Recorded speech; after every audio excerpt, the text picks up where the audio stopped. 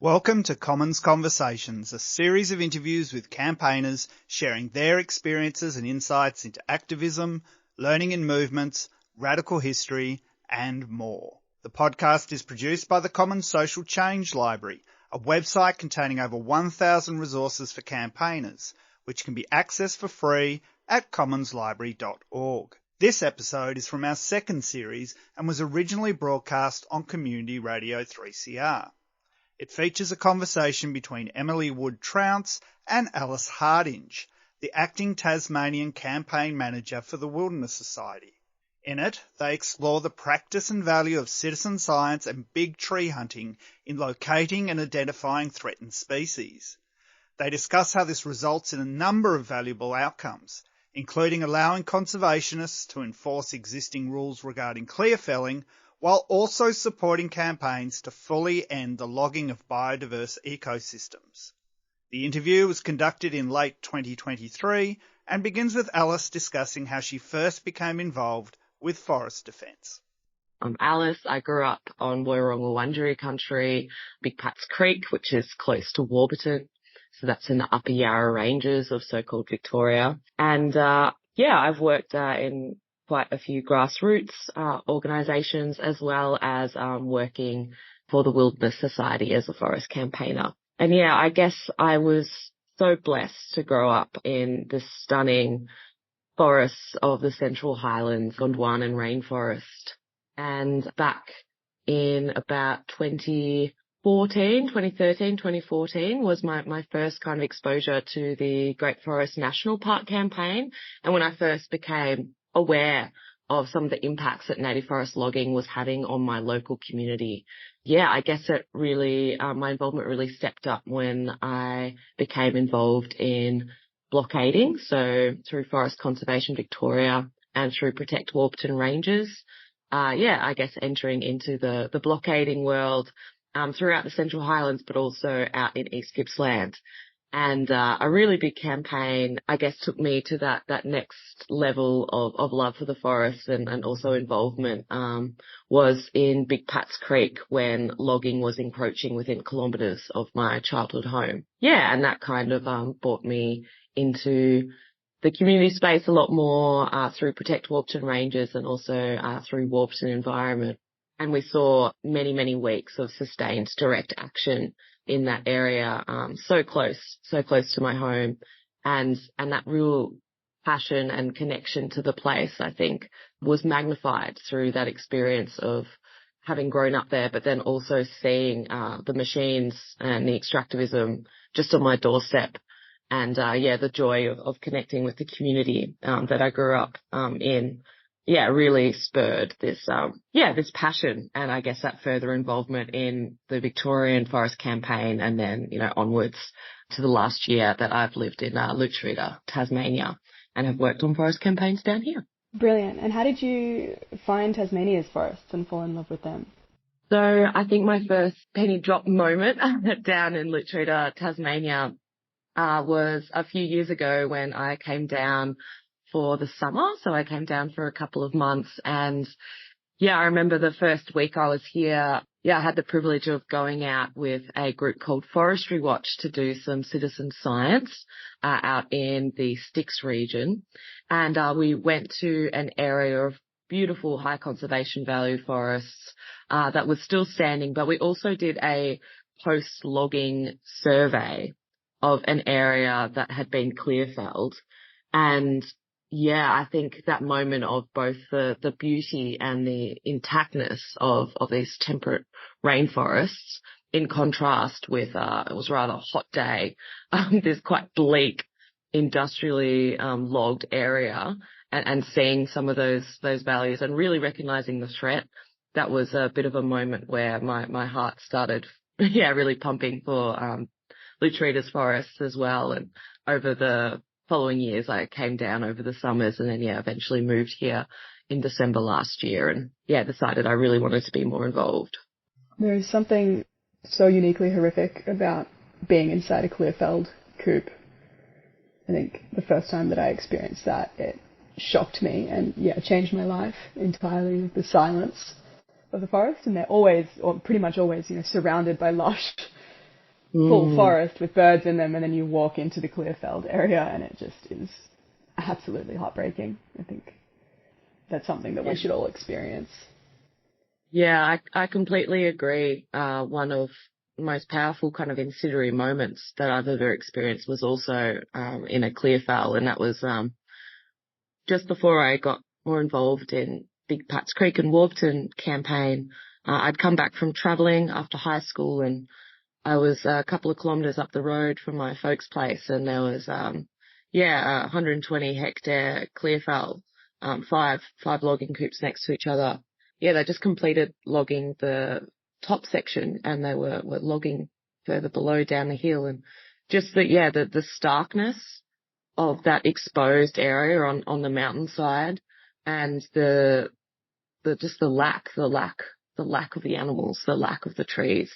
Yeah, it was really heartbreaking, but also really spurred something deep within me about fighting against that. Yeah, you and I have been on a few tours to Clearfells together, and I've seen it be that incendiary moment for other people. Absolutely horrific. But before you mentioned your time with Forestry Watch and I guess this concept of citizen science, and I do want to talk to you about big tree hunting and what you've done with citizen science in forests across Victoria and Tasmania. Could you speak a little bit to that and the big tree hunting? Like many folks, I think field work is probably my favourite work. Being out, in the beautiful earth, really, and going out and looking for threatened species and for conservation values like the giant trees that you mentioned. Guess to go back to kind of beginning of my involvement in citizen science. At first, it wasn't necessarily giant trees or large trees that we were predominantly looking for. I first became involved with wildlife of the Central Highlands, so in Victoria, back in 2019. Then with Warburton Environment, looking for a critically endangered, long-lived understory species, the Personia arborea. Yeah, at first, citizen science, it's super varied, as many different things that you can go out and look for in intact areas of forests or previously logged areas of forests. But some of the things that we looked for were threatened species such as the leadbeater's possum, as well as the greater glider and yellow-belly glider. And then also flora species like the Personia arborea that I mentioned with Warburton Environment. And all of these species have certain prescriptions, so certain levels of protection. So by finding them, citizen scientists going out, volunteering their time with really amazing equipment, we can get buffer zones. So, for instance, with the leadbeater's possum, every time you get a leadbeater's possum recording, you note it down on your GPS, you get video footage, evidence, and you can submit that to the relevant government body and actually also potentially use it as court case evidence. And that way you get little patches of forest protected in the logging areas. So over time, for instance, Watch has protected over 1,500 hectares of forest throughout the Central Highlands. So that's wildlife of the Central Highlands, by finding these records of threatened species. There's some of the conservation values we look for, but also in Victoria with citizen science, I became involved in big tree hunting with Brett Mifsud as well. So going and looking out for very significant old growth trees, often eucalypts, and recording where they stand and where these kind of last stands of really highly ecologically intact areas with high ecological integrity are. So yeah, citizen science is super varied, and it's a super fun way to get involved in conservation by being out in the field, enjoying beautiful places, seeing unique animals that many people don't ever get to see because they may be nocturnal. Also, to boot, get areas protected from logging. So it's really a win-win-win in my situation. But I've got to admit, one of my soft spots is the giant tree hunting or big tree hunting for sure. And I want to return to the big tree hunting, but first, the leadbeater's possum, I know, is tiny. I think it's the smallest possum in the world, right? And they're critically endangered. There are so few of them left in the wild. They fit in the palm of the human hand. How on earth do you find a possum that small in the forest at night? Yeah, that is a really good point, Emily. So the leadbeater's possum, as you said, is this tiny and really really critically endangered species. So there's only 1,500 of them left throughout the Central Highlands, and they've got quite a small endemic range as well. So in order to find them, you do need some specialized equipment. So what we use is we use infrared cameras in order to detect their heat signal in the forest. We also use some calling techniques as well to communicate with the possums, so to help call them in. Sometimes we also play powerful owl recordings. So they actually they're really staunch little possums. As you mentioned, they're really small, but when they hear a powerful owl call, which is one of their main predators, they actually, in their family group, will sometimes come up and kind of like little possum ninjas investigate powerful owl calls to try and ward them off from their territory. So yeah, we use those infrared cameras as well as video cameras, and we use GPS Garmin devices as well in order to, first detect these possums, but then also get really high quality video evidence. Get also in the shot that image of where we are in location, just so we can really prove that these possums are out there in these exact locations, and then be able to get those buffers and protected areas in place for those species. So pretty much you're telling me and citizen science teams were not out doing this amazing work in Victoria's forests. Would they just be logging those regions? Like, would they just be completely smashed these places with threatened species in them? Yeah, well, that's something that is quite fascinating about the real importance of citizen science in forest campaigning.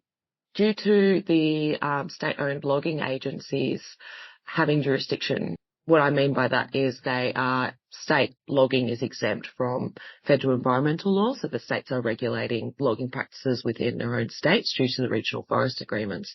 So what we're seeing is the government not necessarily putting the required resources into surveying these areas and finding these threatened species. So then the gap is left to be filled by volunteer citizen scientists. And it's absolutely crucial that we have people going out into these forested areas, especially areas of forest that are under threat from industrial processes, be that through extractivism for logging or also extractivism for mining like we see in Western Australia. And go out and actually record where these species are, because, as you said, unfortunately, if it weren't for volunteer citizen scientists, many of these areas containing, in some cases, critically endangered species like the leadbeater's possum would have just been logged due to inadequate surveying practices by the government programs. It's so crazy that, we have state-owned agencies logging, destroying, and profiting from state-owned forest. They're just completely in control of the whole situation. But do you find that if you do get adequate evidence, you get a good video of a leadbeater's possum, you GPS mark it properly, you put the report in all the right ways, does that guarantee protection for that forest? And for a leadie, how much protection is guaranteed? So it does actually guarantee protection through these special protection zones. These special protection zones are specific for each species, and also state specific. So some of the conservation values that we may find through citizen science in Tasmania will have different prescriptions, get different buffer zones to the species that we citizen science survey for in Victoria. So, for example, the leadbeater's possum gets a 200-metre buffer zone, so it's a 200-metre radius buffer zone around the location where it's recorded. So that's about 12 hectares of forest, which is better than nothing, but of course it would be even better if we saw the cessation of extractive industries in threatened species habitat altogether. So this patchwork approach has done absolute wonders for the incremental protection of some of these species. However, systematically, of course, we still have a situation where poor regulation is allowing the extractive processes and the logging of some areas which, never should be up for logging, considering the impacts on biodiversity and carbon and on these threatened species habitat. And of course, one of the limitations of citizen science is we have, this great amount of enthusiasm and a lot of dedicated individuals. But when we look at the scale, for instance, in Lutruwita, Tasmania, there's over 700 logging coops on the 3-year plan. So there's over 700 areas that are threatened by logging across the state. And even with the most dedicated and professional citizen science volunteer teams, it's a lot to have the capacity to do anywhere near the number of all those logging coops.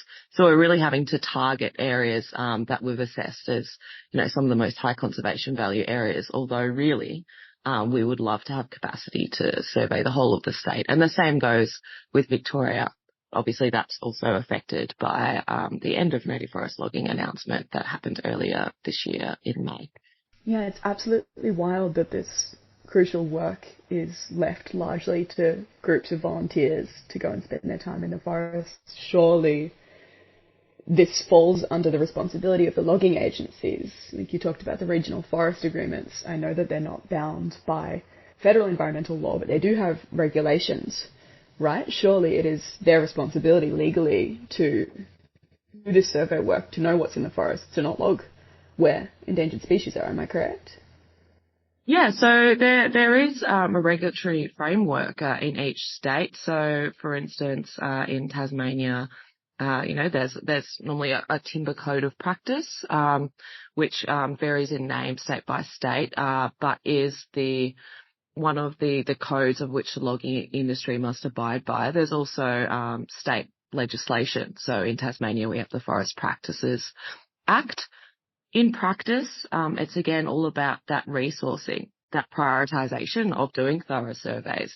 So there is a independent regulator in Tasmania called the Forest Practices Authority, who do issue the certification of individual logging area plans. So we call logging areas COOPs a lot of the time. So these forest practices plans for specific logging COOPs. However, there are questions around the co-regulation of forest practices, whether it is truly independent.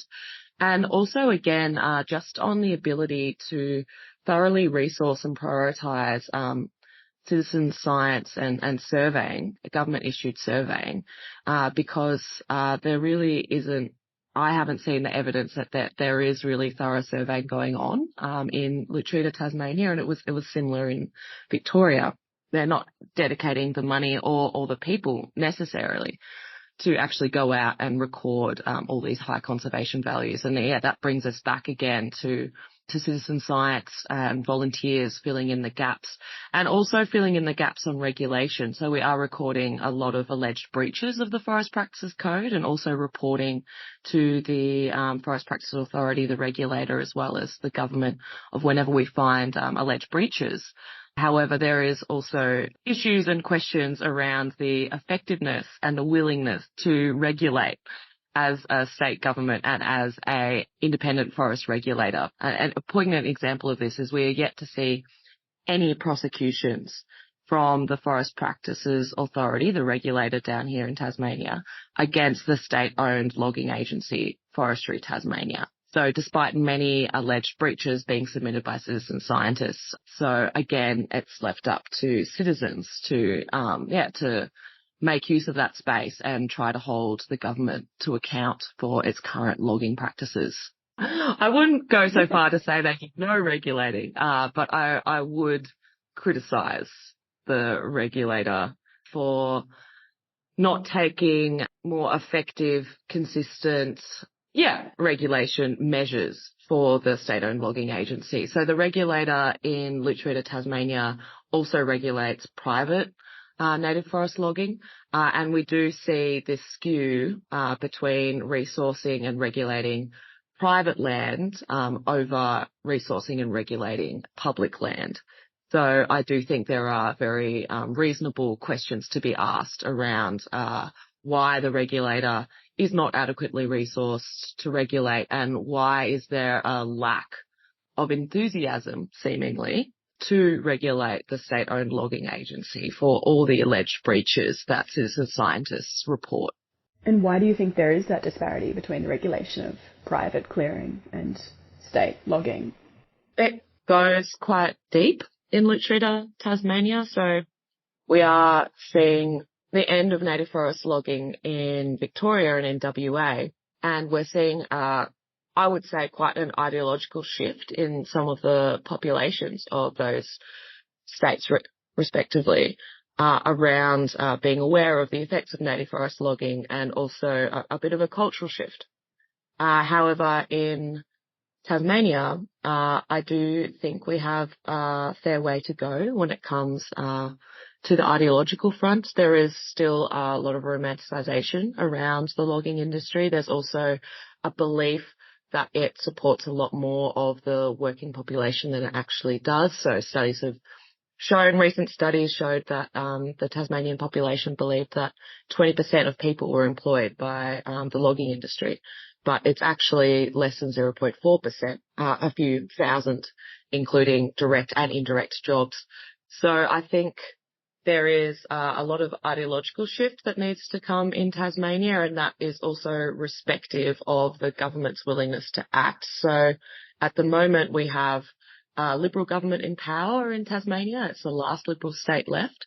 But we also have a opposition, the Labor Party, who believes fervently in the native forest logging industry, and it's almost as if neither of them want to be wedged on the issue, so they're actually competing to be more pro-industry than the other. So I think that might be one of the reasons why we see poor regulation and poor resourcing of the regulation of the native forest logging industry. Yeah, it's good to get that context, especially with the party that's in power and just sort of the cultural attitude towards forests and logging. But I think it's kind of surprising to hear that. I know that the forestry industry is sort of admired in a lot of places in Tasmania, but at the same time, like as a Victorian, I look at Tasmania and I think big trees, lots of conservation, huge national parks, massive amounts of that island are without roads, people go hiking, like there's this sort of, people idolize nature in Tasmania, and it's interesting to think about that dichotomy of so much logging, so much industrial destruction of the forests, whilst also the romanticisation of these forest regions. We are absolutely blessed down here with one of the highest ranked World Heritage areas in the entire world. And, in different classes of reserve systems, some reserve tenures actually allow logging and mining, but you can say almost half of the state is in some form of reserve. However, as one of the most forested states in so-called Australia, there is also, that contrast with there still being 812,000 hectares in a land tenure known as permanent timber production zone. So that's the area that is subject to native forest logging of public land. So there is this large reserve estate. Some of those areas do still need further protection from extractivism. But then you've also got this huge area of land that has been set aside specifically for logging. So I do believe that Tasmania may end up being the Albany of whaling, but for native forest logging. So we are seeing shifts in New South Wales, potentially ending native forest logging or greatly reducing native forest logging there. And I do believe it is 100% possible for Tasmania, but I do think a lot of political, cultural, and I guess just community more broadly shift is necessary in order to get there. And part of that is also the deeply entrenched conflict over native forests that have revolved around Tasmanian politics for decades. You think of how foundational things like the Franklin blockade were, and how some of those effects are still felt, and some of those political influences from the 70s and 80s are still, run rife here in Tasmania. And yeah, I feel like there is quite a bit of a way to go, but one of the advantages of having all those wild protected places throughout the World Heritage and different land tenures is that we know it's possible. There have been huge wins down here before for the environment. And I do really believe that native forest logging will end down here as well. We're just going to have to put a fair bit of work into getting the state ready to make that decision. Yeah, and the longer it takes, the more forest, like irreplaceable forest, is going to be destroyed, and the stakes are so high. I feel like this leads quite well into talking about some of the work you've been doing with the big tree hunting and these sort of campaigns to like valorize the forests and these giant trees and rebrand Tasmania as this land of the giants, you know, helping Tasmanian people identify with these big trees, these amazing diverse forests as something to be really proud of and to admire a lot. Yeah, so... what have you been doing with big tree hunting? Tell us about it. Yeah, sure. So, yeah, one of my absolute favorite things to do is go out into the stunning forests down here and look for these giant trees. So giant trees are another one of the conservation values that do actually get protection from logging when you find them. So just a bit of context. What is a giant tree? So definitional issues are rife within the conservation movement. But under Forestry Tasmania's policy, that's the state-owned logging agency's policy, a giant tree is a tree that's over 280 cubic metres in wood volume or over 85 metres tall. So first off, I need to say that for context, but I also want to say that that is completely arbitrary. If you're a swift parrot, you're not going to care if a tree is 84 metres tall or 85 metres tall. But it is important to note that when I'm talking about giant trees, I could specifically be referring to this policy that the loggers have. But going off into what does looking for giant trees look like and mean, it means lovely long days off track in areas of absolutely fantastic old growth, lots of cool temperate rainforests and these huge emergent eucalypts. Often we're talking about Eucalyptus regnans, the mountain ash, or also Eucalyptus globulus, giant blue gums, Eucalyptus tasmaniensis, which is the delicatensis from the mainland. But these trees, in order to reach this kind of giant threshold, are often 17, 18, 19, 20 metres around the base when you measure them with a measuring tape. So we're talking about walking through these forests and coming across these ancient trees well over 500 years old for the eucalypt species to get this large. And they could be 6-7 metres in diameter, just this wall of wood before you. And of course, full of hollows and habitat for all sorts of threatened species. But one of the other really special things about these trees is if you find them on that permanent timber production zone that we spoke about, that area that is subject to logging, these trees also get a 100-metre radius no logging zone. So they get an informal reserve created whenever we find these trees and submit them. So not only do you get to have that experience of walking through this wonderful old growth, but also by finding these trees, we're getting little pockets, 3.12 hectares per tree, taken off the logging schedule. So we, get out as much as we can and go out and look for these big trees, not just for conservation from logging, but also to measure how much carbon they're storing, as well as generally wanting to do some more scientific studies on these areas because they are some of the most carbon dense forests in the world. And also, as far as tall trees and giant trees go, really the only place that you could compare it to of density of large trees and giant trees would be the redwoods. And the redwoods are world famous. And it's probably about time that we started valuing these giant trees. They're really just miracles of nature for what they are in Tasmania instead of logging them for low value chip. So a lot of the giant tree work and the giant tree hunting is, really around finding these trees first off to stop them from being logged, but also about iconising them and letting people know about them, letting folks know that, in Lutruwita, Tasmania, we have some of the largest trees in the world. They're really miraculous, and we should be visiting them and looking into regenerative tourism options instead of seeing that industrial clearfell mentality, because they're worth so much more standing. 500 years old is so long. Yeah. I've seen some big trees, nothing like what you would have seen, but yeah, every time you're with them, it just feels so amazing to think of how ancient this creature is, how much it's seen, how much life has come through it and lived around it and with it. But you're talking about finding big trees.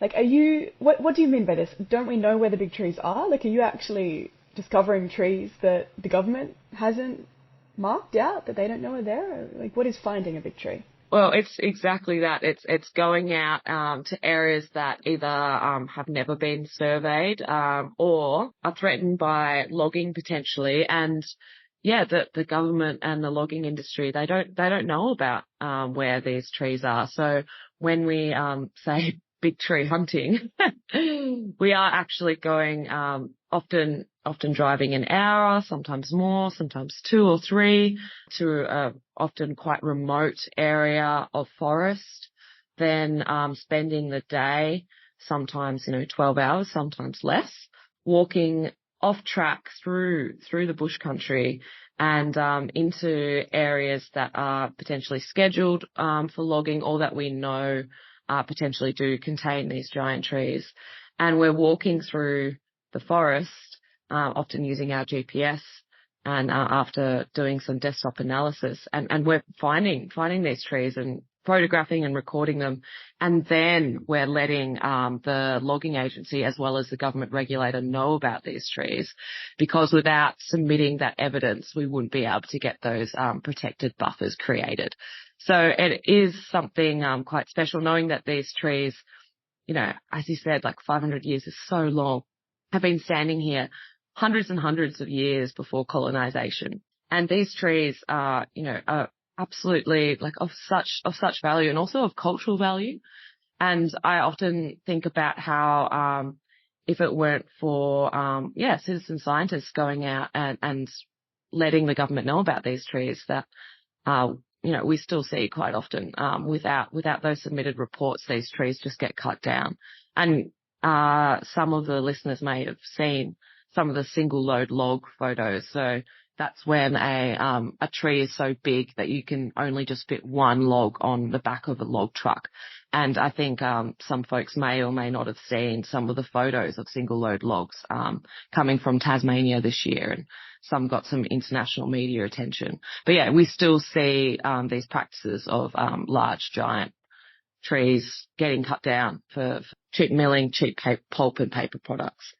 Absolutely horrific. Those videos and photos of that, that one log that went viral were heartbreaking and so shocking. Because we all assume that this sort of thing has serious permanent protections, like that if a logger saw that tree, they would know, don't cut down this giant of the forest. But they're doing it, and then seriously turning it into, like, pulping it, turning it into paper or cardboard is, it's a travesty. It is. One of the things about going and finding these trees as well is when you have these really special moments, like looking just up at the grandeur and thinking how many generations of animals these trees have provided habitat and homes for.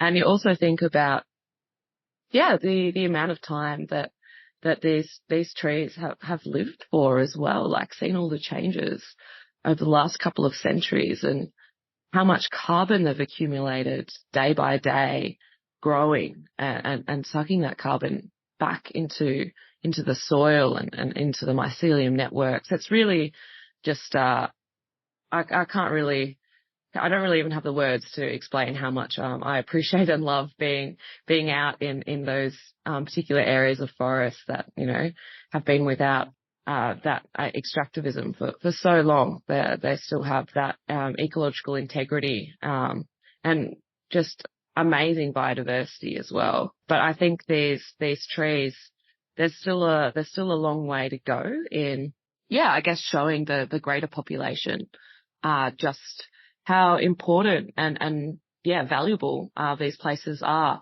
not necessarily only from an economic standpoint, although there are, again, regenerative tourism opportunities perhaps here, more so from an intrinsic value standpoint and from an ecosystem services standpoint as well. So I think, the more giant trees we can find, the better. Already just this year, we've protected over 30 hectares, from discovering these giant trees, of which the threshold is so high, it's quite hard to find trees that meet that threshold. These are the 0.01% trees, or even less. There's only a couple hundred that have been recorded across the state, and it's likely that there would only be a couple more hundred that haven't been recorded yet before that threshold is reached. And of course, this is also in the context of we've seen throughout the Central Highlands and also in Victoria and also in Lutruwita, Tasmania, the decline of large hollow-bearing trees, especially at risk from fire and from climate change, which just makes it all the more crucial to find these areas and protect them whilst we still can. It must be so interesting as you campaign, dancing with these different systems of value.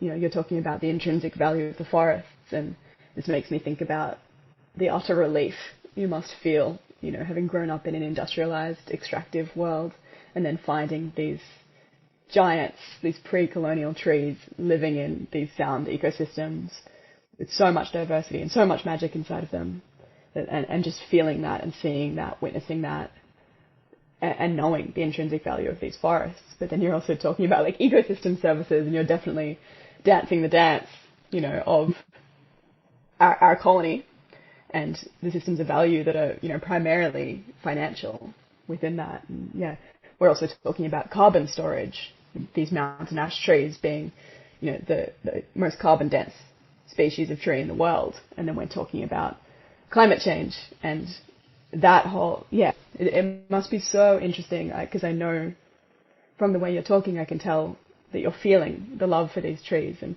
feeling their value outside of any of that, but then having to frame it in the language of Australia, of capital that we have here, and, trying to translate in order to, as you're saying, iconize these trees and these forests for the greater Tasmanian, Australian, global population in a language that works for them. And sort of, so much of environmental campaigning is shifting people along these systems of value so that they can get to understanding the intrinsic value of forests. But you often have to start speaking in much more, empirical or practical terms. Yeah, very much so. And I guess that one of the issues here is the only way that we can get protection for some of these areas, some of these conservation values like giant trees or Tasmanian wedge-tail eagles or devil dens, is by submitting the data, but ultimately playing by the rules that the government has provided through the Timber Practices Code, through the Forest Practices Act. And the rules are not great, to be frank. There's lots of grey areas. There are a lot of values that, the prescriptions, the rules that we can apply, they're very limited. And there is definitely nowhere within the Forest Practices Act or within the Forest Practices Code or within, I guess, the capital state regulation in general that provides for intrinsic value. So as much as that really speaks to me and speaks to many of us, unfortunately, when we're advocating for the protection of these places, often we will use what rules we have available to us. And that's a starting point. And when you're doing all of this big tree hunting and iconizing the forest, who are you working with? What have you been doing? Yeah, so one of the great things about citizen science, big tree hunting, forest campaigning in general, is the community, is the people you get to meet. I mean, that's one of the things that really, really drives me, is those connections and that passion. So at the moment, I'm working in the role as acting campaign manager of Wilderness Society Tasmania. So within that role, I work with a great small team, but we also do a lot of work with local communities and volunteer citizen scientists. So throughout this year, I've done a lot of work with quite a few different groups. The Tree Projects, absolutely amazing group, leading strong on science, canopy-led science. So you've got Dr. Jennifer Sanger, a forest ecologist, and her husband, Steve Pearce, who is an amazing photographer. And they're doing brilliant work on, really spreading the word about the absolute beauty and the incredible nature of some of the trees down here in Lutruwita, as well as Grassroots Action Network Tasmania. That's another amazing grassroots community group who have been out doing citizen science in the forests over this year. And there is also a Wilderness Society coordinated citizen science program. And we go out to the southern forests, out to the Sticks, the Florentine. We've been up north around Quamby Bluff. We do work with local community groups like Hands Off Quamby, as well as folks who live in Maydena. So that's kind of a bit north, a couple of hours north of Hobart. And it's really one of the best things about citizen science is just that experience with other people, the friends you make, and the really strong connection with local communities who are super passionate about their patch, the area of forest that they live nearby to. But there's not much better than going out for the day, sitting under a big myrtle with all these magic coral fungi at your feet, having a picnic lunch with a couple of people who are equally as passionate about finding, conservation values, large trees, giant trees, devil dens, you name it, in order to get some protection for bush country. Such special forest and such a special community, and really cool to hear about sort of the different nodes in the ecosystem of campaigners and citizen scientists who are doing this work in Tasmania. And I guess that brings us quite well to talk a little bit more about campaign strategy as we go forward. And I guess to give some context for the people listening, Alice and I are talking at the end of 2023, and logging industries across the continent are really shifting at the moment, because a few years ago the Western Australian state government decided that they were going to pull the pin on native forest logging happening in Western Australia at the end of 2023. So in 2024 there will be no more native logging in WA. There are, of course, exceptions to that, and you touched on that briefly before, Alice, like bauxite mining in WA's Jarrah Forest in the southwest of the state is entirely exempt from that declaration. So yes, there will still be some logging, some clearing in order to make way for bauxite mining, which is aluminium production, but largely it is going to be the end of native forest logging in that state. And we're actually seeing a similar circumstance here where I am in Victoria, where just in May this year the state government decided to end native forest logging at the same time, meaning that in 2024 the industry will shut down. And there are, of course, exemptions here too. We're still seeing salvage logging, we're still seeing pretty disruptive timber clearing for fire breaks and this sort of thing, but that is, in both of these cases, an industry drying up, and we are seeing in New South Wales moves towards the same. And that's a totally new context, because timber production has been huge for all of these places and for Australia as a nation, except Tasmania. And you're speaking to the industry there doing the opposite thing, rather than moving to plantations and winding up this destruction of our native forests. It's ramping up, it's intensifying. And it is such a fascinating time for forest campaigning right across so-called Australia. So, with the end of native forest logging in Victoria, it has actually had a direct impact on Lutruwita's forests, because we're seeing every day logging trucks driving across the state up towards Devonport, getting on the Spirit of Tasmania, and then getting off in Geelong and driving to the mills around Hayfield, high conservation value forests from Tasmania going straight to Victorian mills. So It is quite a delicate situation where in one area you've seen, the cessation of an extractive industry, but it is actually having an effect on another region, on Tasmania's forests. It's really upping the pressure. And there is generally an acceptance amongst the industry. The transition towards plantation, it's well and truly underway. In fact, if you look across the whole of Australia and then to Tasmania specifically, across Australia it's about 90% of our wood products from plantation domestically, and in Tasmania it's about 85%, so still quite high, a little bit lower than the mainland.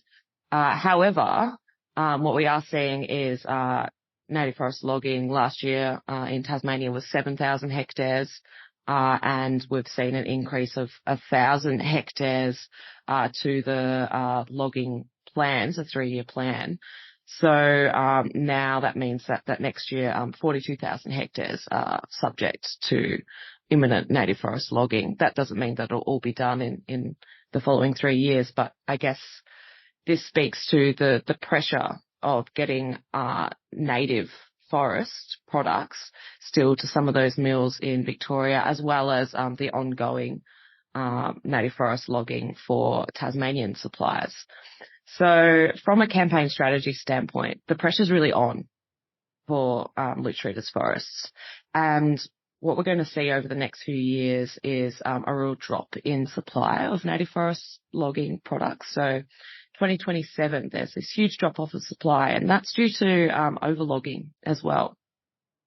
So it's really the crux of the campaign in many ways over the next year or two, about making sure that that transition to plantation is completed, that we do see a cessation of native forest logging. And in order to get there, we're going to have to use many tools in our tool belt, be that people power, getting people out into the forests. There is also, scope for some more iconising of the forest areas in light of a once-in-a-generation election coming likely next year. So that's when seats will go from 25 seats to 35 seats in the Tasmanian Parliament.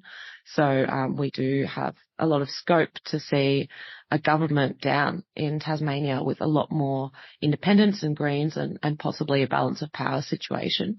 And there's also the need for some strategic litigation potentially from community groups as well as from ENGOs around the legality or alleged illegality of logging in this state.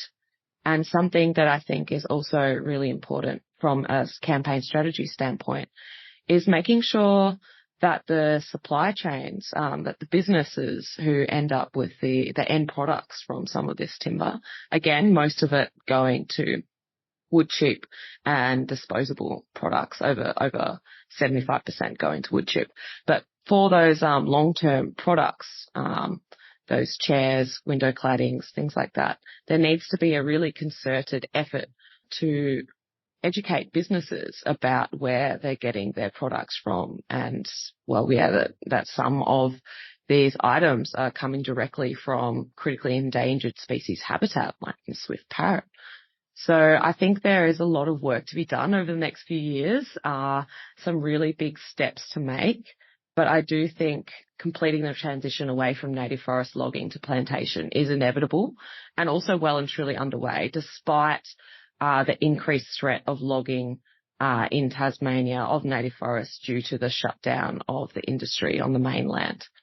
Yeah, wow, you're really embodying that concept of diversity of tactics.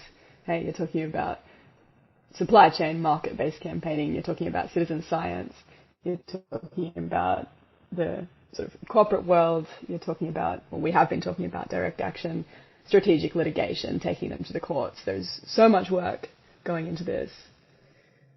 It's incredible. Yeah, and it takes a lot of passionate people to get there. So yeah, definitely huge recognition and shout out to the many diverse groups who are working on forest campaigns in Lutz Rieder, Tasmania. There's so many amazing people, but we could always do with more. Thank you so much for all of your work, Alice, and so much respect, admiration and appreciation to everyone fighting for Tasmania's forests. Yeah, thank you so much, Emily. And just noting that all the work that we're doing down here in Lutruwita, Tasmania, is also taking place on unceded Palawa land. And, when we're campaigning for these forests, first and foremost, they're twice stolen forests. They're stolen during colonisation, and logging is continuing without the consent of the Aboriginal people of Tasmania. So really wanting to highlight that as well.